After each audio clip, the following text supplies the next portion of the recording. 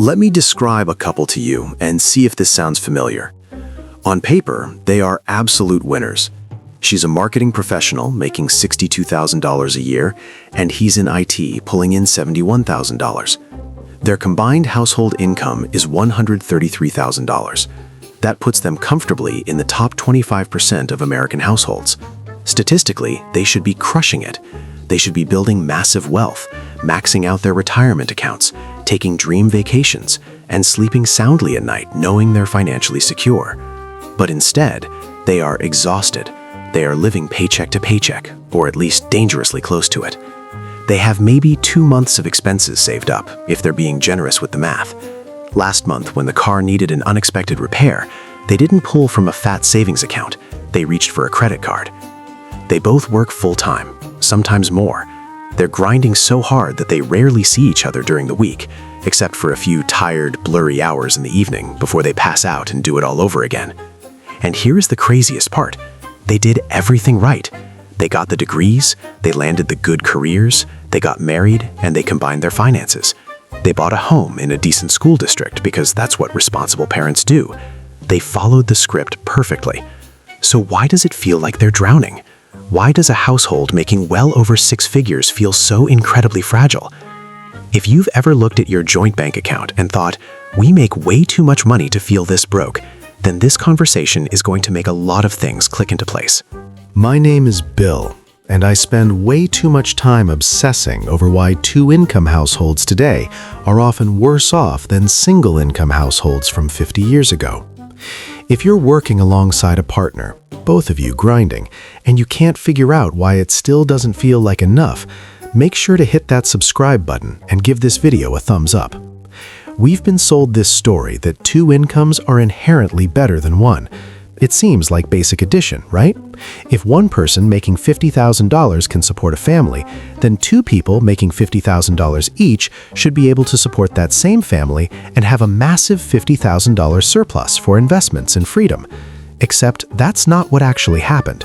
What actually happened is one of the biggest financial bait and switches in modern history. This phenomenon is called the 2-income trap, a term coined by Elizabeth Warren back in 2003 when she was still a Harvard professor studying bankruptcy. She looked at over 2,000 families who had lost everything and found something genuinely shocking.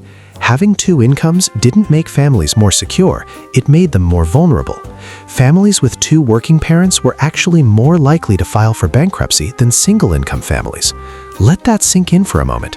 You work twice as hard, bring home 2 paychecks, do everything the modern economy tells you to do, and you end up at a higher risk of losing your home. This isn't a personal failing, it's a systemic trap, and most of us are standing right in the center of it. To understand how we got here, we have to look back at 1970. Back then, only about 43% of women were in the workforce. The typical middle-class family had 1 primary breadwinner and 1 parent at home managing the household.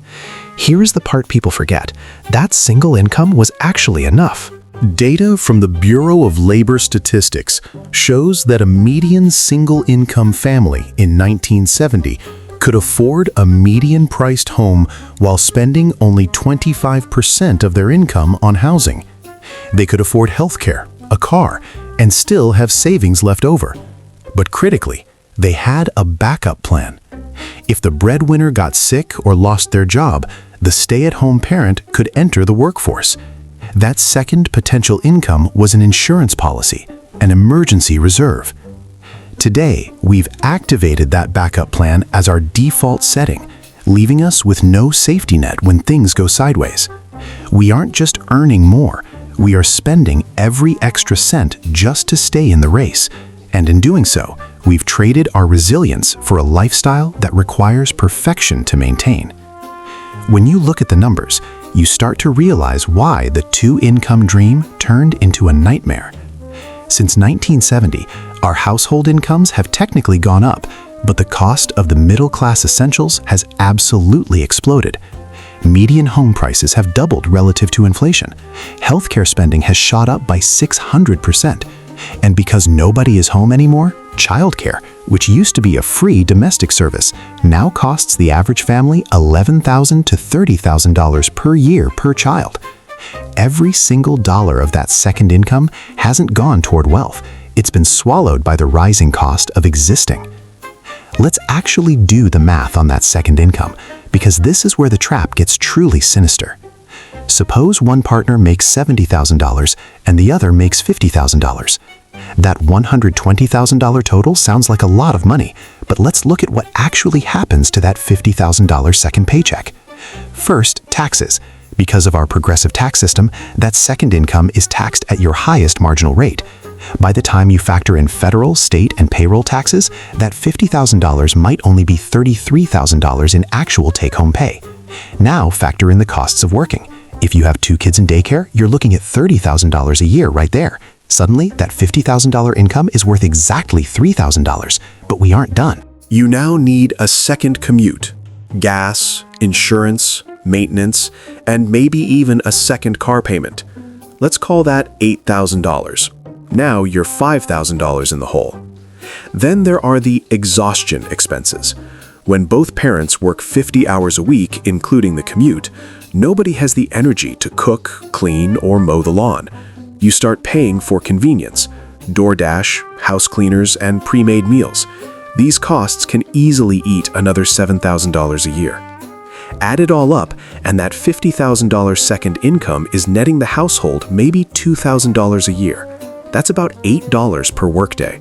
Someone is missing family dinners, grinding through traffic, and dealing with a stressful boss for $1 an hour.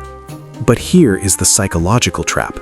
Because the gross number on your tax return says $120,000, you feel like you should live like a $120,000 family. You go to the bank and they say, "Great news.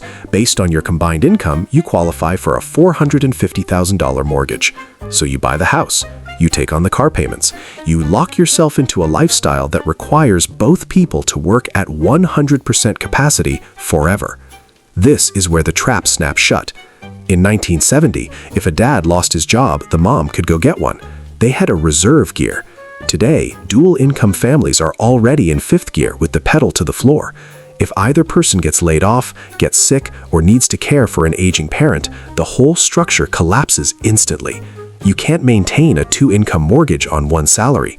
This is exactly why Elizabeth Warren found that these families were more likely to go bankrupt. It wasn't because they were buying flat-screen TVs and designer bags. It was because they had zero margin for error. They were running a high-performance engine with no oil. It's an arms race where nobody actually won. When every family moved to 2 incomes, they all had more money to bid on houses in good school districts. What happens when everyone has more money to bid? Prices go up. You now need 2 incomes just to afford the same house that your father bought with one. You're working twice as hard just to stand still. You aren't paying for luxury, you're paying the admission fee to the middle class, and that fee has been bid up so high that it has consumed your freedom. You've traded your family's flexibility for the privilege of living in a neighborhood where everyone else is just as stressed and over-leveraged as you are. It's a cycle of competition that leaves everyone exhausted and one bad breakaway from total financial ruin. So, what are you actually supposed to do? You can't exactly just tell your partner to quit their job today if you've already built a life that requires every cent of both paychecks. That's the nature of a trap. Once it's shut, it's hard to wiggle out of. But here is the mindset shift that changes the entire trajectory of your life.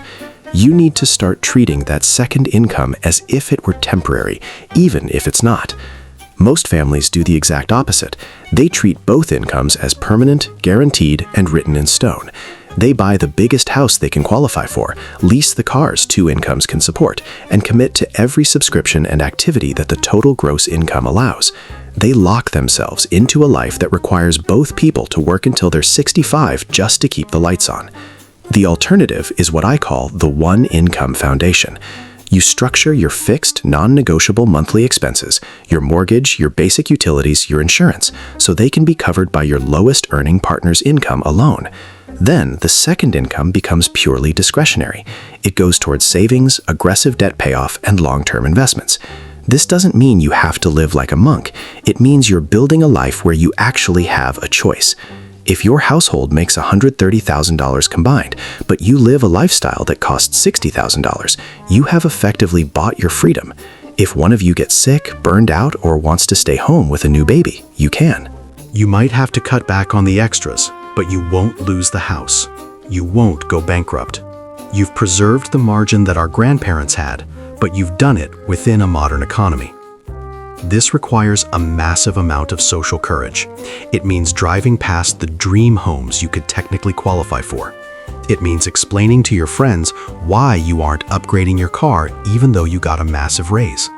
It means resisting the intense social pressure to spend like a power couple because you're busy building like a wealthy couple. But the payoff is incredible. Within 5 to 10 years of living this way, the investments you've made with that second income start to generate their own cash flow. Compounding takes over, and suddenly you have the genuine financial security you thought dual incomes were going to give you in the first place.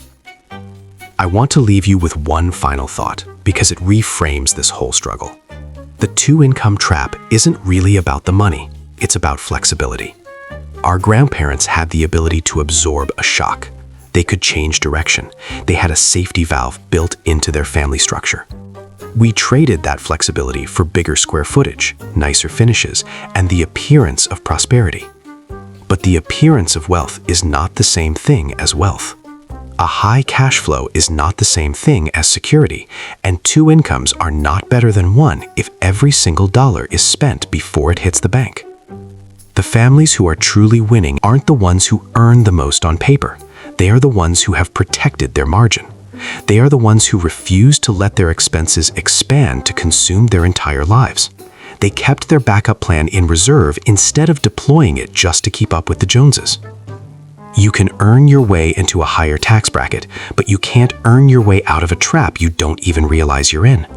Now that you see the machine, you have the power to step off. You can decide that enough is a number you choose, not a target the bank sets for you. If this helped you see your situation through a new lens, smash that like button and subscribe. We're going to keep breaking down these systems so you can stop just surviving and start actually winning. Thanks for watching, and I'll see you in the next one. Would you like me to help you map out a one-income budget based on your current expenses to see how much margin you could actually create?